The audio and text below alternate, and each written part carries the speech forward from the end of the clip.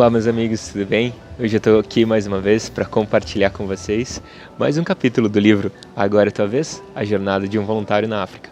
E hoje o capítulo do livro é mais que especial. Ele começa a falar sobre o primeiro país que eu fui, que foi os Estados Unidos. E para dar continuidade nessa história hoje, eu quero compartilhar com vocês desde o momento que eu cheguei nos Estados Unidos, todos os perrengues que eu passei por lá. E vamos dar sequência nisso. Mais uma vez eu estou aqui no aeroporto e estou aproveitando o momento de pausa aqui para compartilhar com vocês. Vamos lá? O capítulo é o capítulo 4 e o nome é Uma Nova Casa.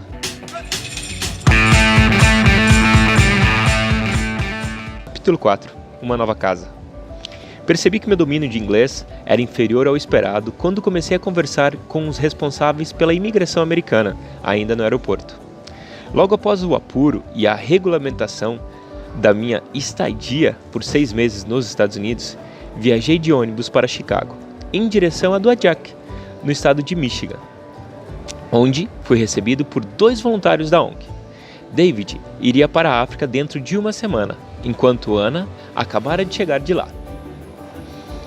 Aproveitei o caminho para matar todas as minhas curiosidades, até que fui surpreendido ao saber que a alimentação do Instituto era predominantemente orgânica e vegetariana. Realizei um ritual de despedida ao comer um hambúrguer no meio do caminho. Isso serviu também como uma espécie de boas-vindas para o que estava por vir. Ao chegar no interior de Dowagiac, uma cidade de 10 mil habitantes, reconheci a ONG pela placa de identificação, onde estava escrito Institute for International Cooperation and Development, IICD. A escola e o dormitório eram rodeados por um lindo bosque e a pequena plantação, tornando o ambiente arejado e agradável. Naquele domingo, boa parte dos alunos saíram para passear, enquanto a outra parte se divertia fazendo atividades físicas no pátio. Percorri os corredores em direção ao meu quarto, ao mesmo tempo em que me perguntava se as paredes eram duplas, caso contrário, passaria por muito frio. Por ser um estado próximo ao Canadá, a temperatura reduziria consideravelmente e um rigoroso inverno chegaria em 3 meses. Após longas horas de viagem, eu estava louco para tomar um banho e descansar. Ao chegar em frente ao meu quarto, me deparei com a porta trancada. Inquieto, fiquei receoso de esperar muito tempo lá parado e decidi conhecer as instalações da escola. No meio do trajeto, encontrei a diretora. E com o intermédio de um colega, traduzindo o que ela dizia, fui extremamente bem recebido, e o que me trouxe um certo alívio naquele momento.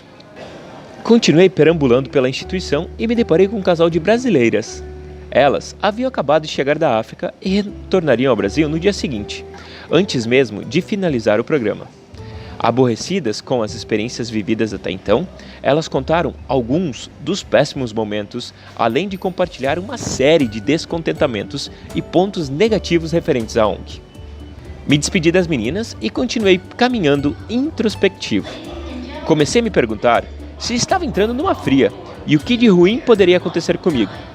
Logo me dei conta que todo o sucesso de qualquer projeto depende da visão de cada um.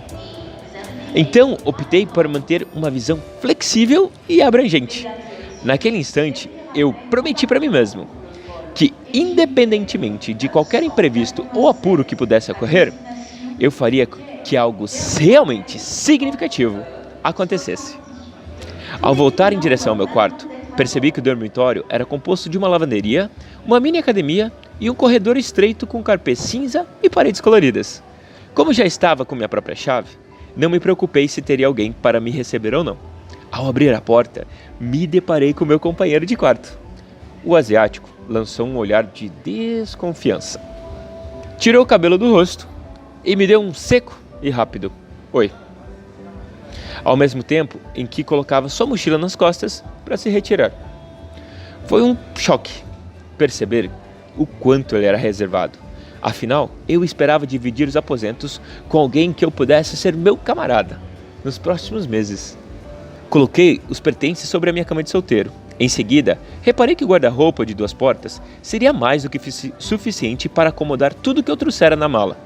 Ao abri-la, Fui surpreendido ao encontrar bilhetes da minha mãe e das minhas irmãs. Me emocionei ao ler as palavras carinhosas com frases de apoio e incentivo. Essa simples atitude me deu força para enfrentar as saudades que sentiria dali em diante. Agradeci a Deus pela família que tinha, por minha chegada em segurança e pedi proteção. Me entreguei ao cansaço e, finalmente, caí no sono. Acordei animado e, após um banho, me dirigi para o café da manhã junto aos meus colegas. Fruta, mel, granola e queijo fizeram parte do meu desjejum, junto a uma agradável energia de boas-vindas. Por questões linguísticas, me aproximei dos brasileiros para puxar assunto. Essa interação foi breve. O papo foi interrompido por um soar de sino, que daria início à reunião dos novos voluntários. Fomos orientados de que todas as manhãs aconteceria o alinhamento a respeito das atividades do dia. Para minha surpresa, depois de 30 minutos, iniciou o tal de cleaning time, a hora da limpeza. Todos os alunos, professores e até mesmo a diretora ajudam a manter a organização no local. Colaborei, levemente contrariado. A nova turma foi encaminhada para uma sala com um teto alto, grandes janelas e carpê no chão. As mesas de metal formavam um círculo, composto por colegas brasileiros, colombianos, japoneses e sul-coreanos, sob a coordenação de uma professora mexicana do estilão Rastafari. Não foi necessário muito tempo para sentir as dificuldades com o novo idioma. Cheguei a duvidar se eu daria conta de cooperar com a limpeza e, com certeza, de me comunicar em inglês. Estava aflito por não compreender algumas conversas. Para contornar essa situação, eu decidi interagir o máximo possível, a fim de aprender aquela língua sob imersão.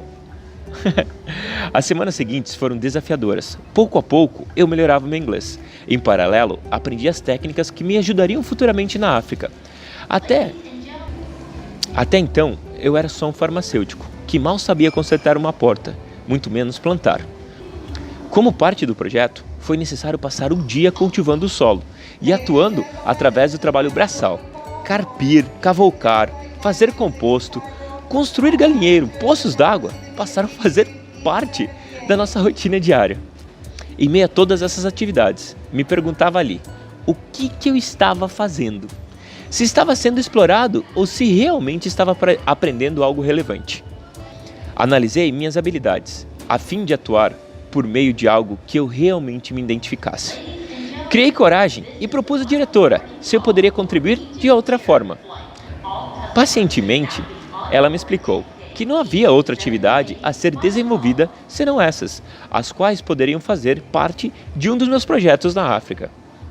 Pois bem, como não havia outra alternativa, procurei me dedicar o melhor que pude a essas atividades e a desenvolver as minhas habilidades. Bom, galera, esse era o nosso time, composto de brasileiros, mexicanos, sul-coreanos, professora do México, e essa é a primeira parte do capítulo dos Estados Unidos. Se você gostou, comente e compartilhe, que daqui a pouco a gente vai para a segunda parte, o segundo capítulo dos Estados Unidos, que é a arrecadação de fundos.